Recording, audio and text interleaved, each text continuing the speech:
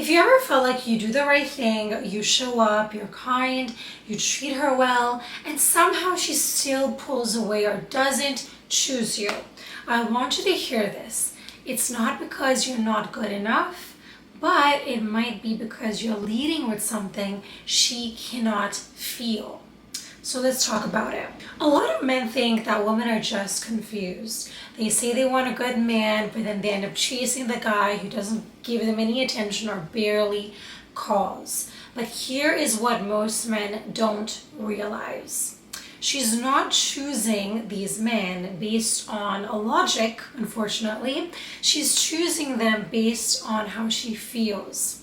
And so if your energy feels safe, but also flat, hesitant, or unsure, she might appreciate you. She might think you're a great guy, but she won't truly desire you. A lot of the men that I work with have the same issue, that they are meeting a woman but nothing ever pans out, or they end up getting ghosted, or maybe a week later they see that woman with somebody else. And so I really, as a woman, as a coach, I like to get to the root of the problem, and it's not always what we think it is. And so what I like to do as a coach is obviously listen and observe when you're telling me your issues and problems, but at the same time I like to watch for patterns, for words that you say over and over again, because those usually encompass your beliefs. What do you really believe about love, about relationships? What has happened with your parents? What sort of relationship did they have, which has then led you to believe that all women are this, or all relationships never work out? Or it could have just been something in your past that has made you believe that, and you might have had amazing parents. So it really, there's no black and white system for this, which is why I feel like really having someone there to kind of watch your blind spots is so important, because usually friends or your family members, they're not going to introspect, and they're not going to go that deep with you just because they know you already. So they don't need to know you more, right? So one of my clients that I work with kept on facing the same problem, where he would go on dates or he would meet women on dating apps, but nothing would ever pan out or lead him to, his soulmate, basically. And the one thing that my client excelled at was actually talking to women in person, which most men struggle with. And so for me, I always, want to see, why is this happening to you? What is leading? What behaviors, what beliefs, what thought patterns are leading you to attract this sort of scenario where nothing is sticking with you? And of course, I'm a bit spiritual. I'm very spiritual, and I believe that everything in life is in divine timing, and everything is happening for a reason. Even the worst dates that you have, even the great dates that you have, or things that don't work out, it's all part of the plan. And so I wanted to get to the root of why this is happening. And so the first thing that I like to do is I like to watch how you actually communicate. And so what I did was I asked him, and I do this for a lot of my clients, I want to see your messages to women. I want to see, how do you communicate? I want to see all of it. Because what I notice with men is that they might have an issue regarding communication, or I'm unable to meet the right woman, or whatever it is. And then I asked to see the communication. Let me see how you communicate. Let me see your messages. And literally, just from the messages, I haven't even got deep into the childhood or anything like that, but I've just seen your messages, and I already know why it's not working out.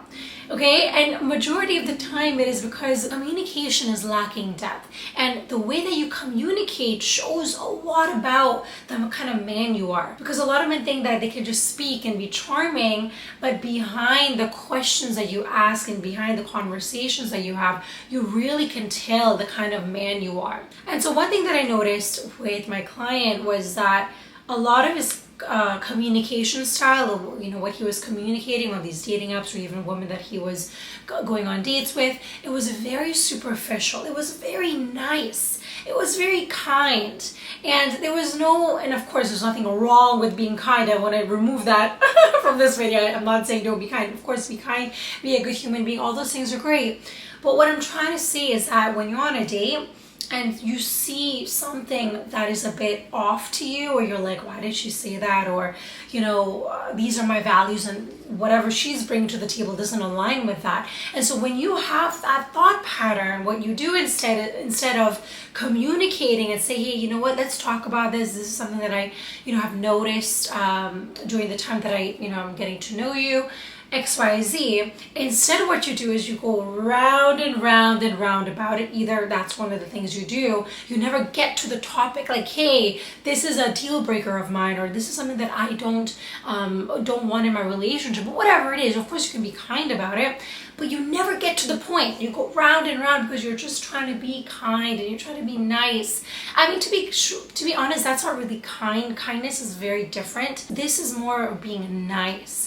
And non-confrontational. You don't want to kind of say it, because if you say it, then you think she's going to leave you. You think that she's going to avoid you, or she's not going to want to be with you. And then that brings up your fear of loneliness, of rejection. So then what you do is you just stay stuck and you never communicate how you really feel. Another thing that you might be doing is also just avoiding it and just be like, okay, it's going to go away.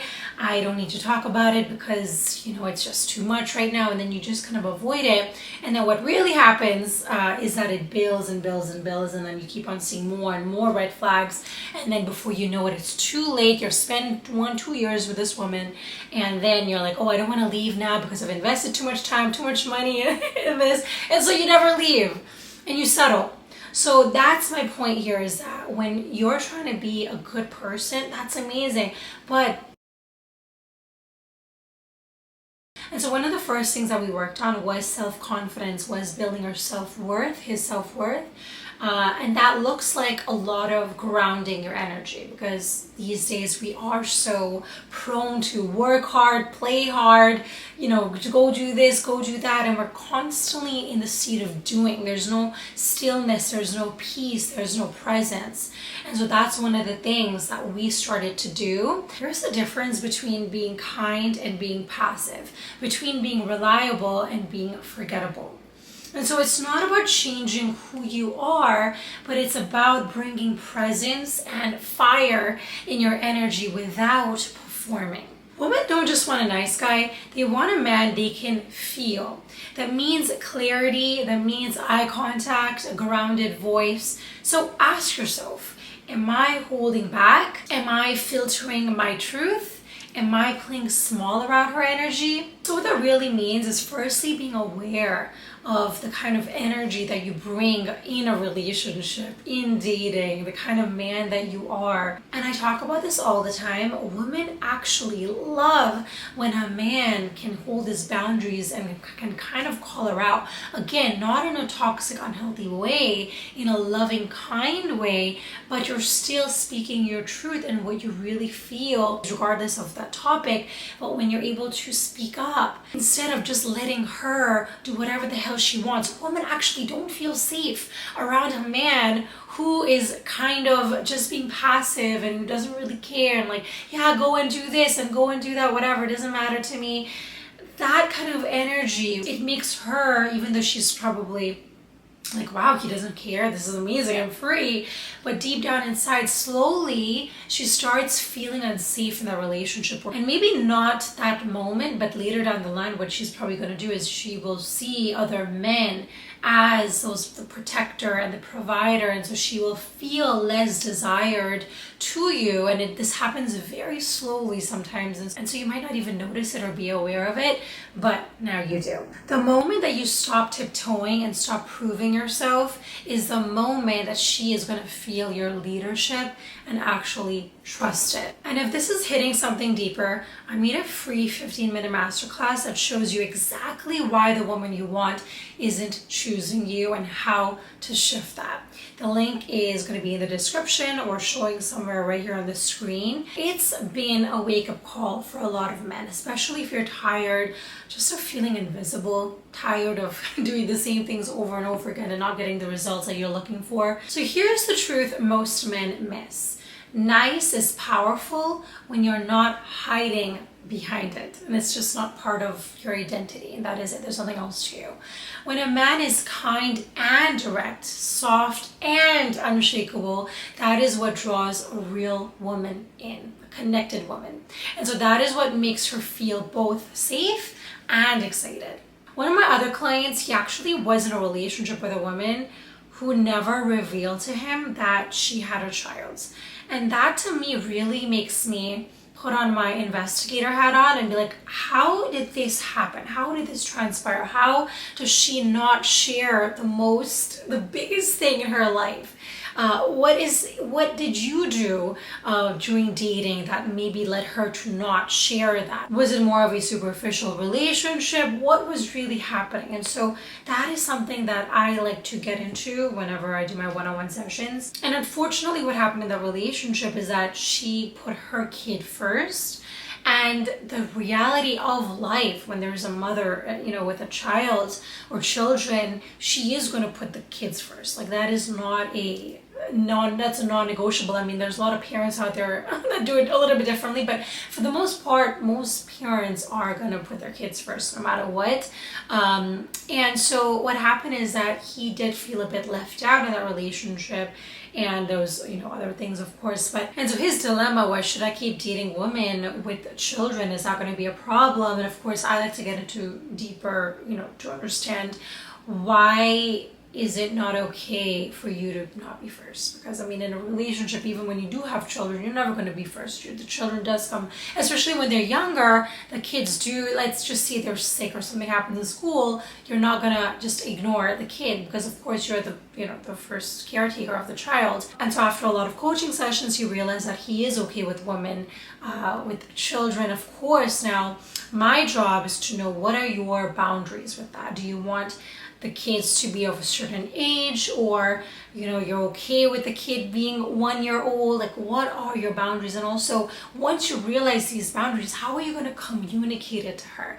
Because a lot of the times when I ask men on my coaching sessions, because that's what I do, I like to put you guys on the spot and ask you straight away, how are you going to communicate that? How are you going to, let's just say you and me were on a date, let's go. I just brought up my child, that's probably against your values, whatever. And so how are you going to communicate? How are you going to get to the juice? How are you going to speak your truth with being kind, but also being direct with your message, instead of trying to be nice and deflecting and going around about it? Because again, that is one of the ways to attract somebody who is a little bit toxic or narcissistic. When you're not upfront with your boundaries, that's when narcissistic people, you're the gold. You're a gold mine for them. And so you do not need more games. You do not need more lines. You just need to stop softening your truth and speak from it instead. And so if you're done being the good guy who gets overlooked, if you're ready to be chosen by the kind of woman you actually want, then it's time to start showing up differently. So I would definitely recommend to check out my masterclass. Link is going to be below or somewhere on the screen. And so if it does speak to you, I do offer private sessions for men ready to shift this fast. Because you weren't meant to settle, you were actually meant to lead and be loved in return. I appreciate you watching, and I will see you guys in my next one.